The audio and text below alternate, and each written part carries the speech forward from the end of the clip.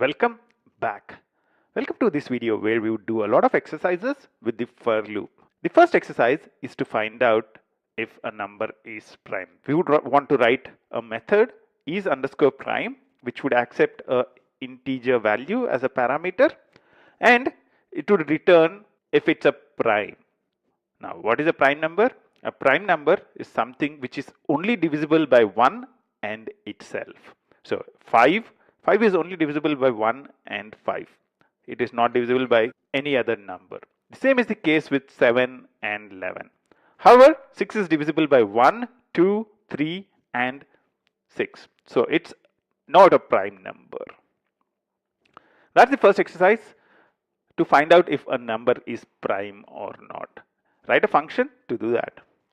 The second exercise is to write a method to calculate the sum up to the specific value. So I would want to find out the sum up to 6. So I would want to find out 1 plus 2 plus 3 plus 4 plus 5 plus 6.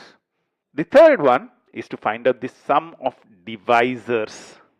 So I would want to find out what is the sum of the divisors of 15. What are the divisors of 15? 1, 3, 5 and 15. So I would want to find out 1 plus 3 plus 5 plus 15. The fourth exercise is to print a number triangle. So given an input 5, I would want to print a number triangle of this kind. So in the output I should get 1, 1, 2, 1, 2, 3, 1, 2, 3, 4 and 1, 2, 3, 4, 5. So these are the exercises for the for loop. We'll also test our skills with creating methods and executing them in the IDEs. You can pause the video in here and try these 4 examples and look at the solutions one by one. Let's now start with creating the isPrime method. Let's use the IDE again. I'll create a new Python file and I'll call this for exercises and say OK. So what we want to do, what we want to start off with is this. So how can I comment this line? Hash. So this is the comment so that I have the text present in here. Def is the way we start our function definition. Is underscore prime. We would want to accept a int. So I'll call this as number. And we need to put a colon. Now we would want to find out if the number which is passed in is prime or not. How can I find out if a number is prime or not? I need to check whether it's divisible by any other number other than 1 and itself. So if I am passed in a value of 5, I would want to divide it with 2, 3, 4 and I would want to see if it's divisible by any of 2, 3, 4. The way I can do that is in a loop, right? So I can say for divisor in range, I would not want to divide it with 1. I would want to start with 2 and go up to the number. So as we know, number is exclusive. So what we would do is we would go from a range of 2, number minus 1, 2, 5 minus 1, which is 4. So we'll divide it with 2, 3, 4, colon, and we would want to check. What do you want to check? We would want to check if the number is divisible by the divisor. How can we check? Yes, number mod divisor. So if the number 5 is divisible by 2 or 3 or 4, it would return a 0. So if it returns a 0, what does it mean? If number mod divisor returns a 0, what does it mean? The number is not really prime. So I can say return a false with a capital F, right? So that's a mistake which a lot of beginners make. What happens if the code comes up to here? It would mean that we tried with 2, 3, 4 and it was not divisible by all of them. In that case, I can say return true. Let's see what would happen now. A typo here. It should have been isPrime. isPrime of number. What we are doing here is we are checking if number is divisible by 2 to number minus 1.